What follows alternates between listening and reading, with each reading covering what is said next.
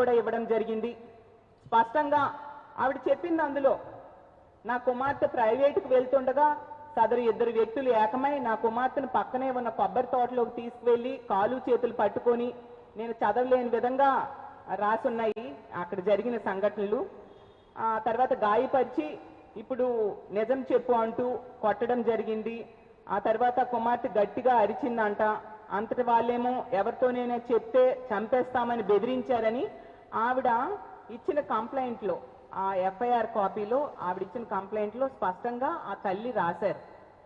ఇంత ఘటన జరిగినా కూడా ఎందుకు హోంమంత్రి గారు స్పందించట్లేదు అని నేను అడుగుతూ ఉన్నాను. అంత నిర్లక్ష్యం ఆ మహిళల భద్రత, ఇంత దారుణంగా గాలికి వదిలేస్తారా?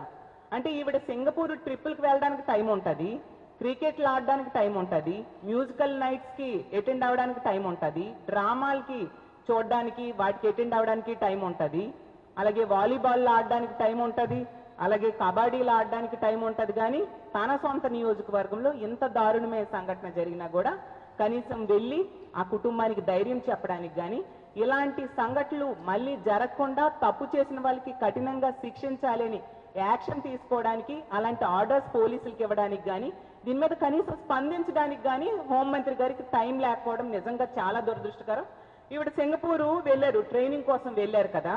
అంటే ఈవిడ చేస్తున్న బిహేవియర్ చూస్తూ ఉంటే మరి సింగపూర్లో ఈవిడ ఏం నేర్చుకున్నారు?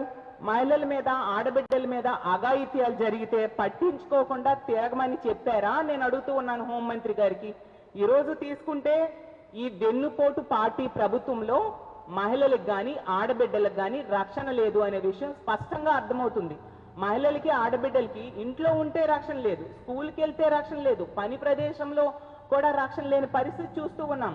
చంద్రబాబు నాయుడు గారు ముఖ్యమంత్రిగా ప్రమాణ స్వీకారం చేసిన దగ్గర నుంచి, హోంమంత్రిగా అనిత గారు అయిన దగ్గర నుంచి ఈ రాష్ట్రంలో మహిళలకి రక్షణ లేదు, అత్యాచారాలు పెరుగుతున్నాయి, అఘాయిత్యాలు పెరుగుతున్నాయి, ఎంత దారుణాలు మహిళల మీద జరుగుతూ ఉన్నాయో మనం చూస్తూ ఉన్నాము. అసలు ఈ రాష్ట్రంలో ఈ కూటమి ప్రభుత్వం అధికారంలోకి వచ్చాక ఈ 2 సంవత్సరాల్లో ముఖ్యమంత్రి గారు ఒక ఫెయిల్యూర్డ్ సీఎంగా పేరు తెచ్చుకున్నారు, ఒక అసమర్థ హోంమంత్రి అయిన అనిత గారు పేరు తెచ్చుకోవడం జరిగింది. పాలన వీళ్ళు గాలికి వదిలేసి, మహిళల రక్షణ గాలికి వదిలేసి వాళ్ళ సొంత పనుల్లో బిజీగా ఉండే పరిస్థితి మనకి స్పష్టంగా కనిపిస్తుంది. ఇదేదో నేను చెప్పడం కాదు, ప్రభుత్వము తమ సొంత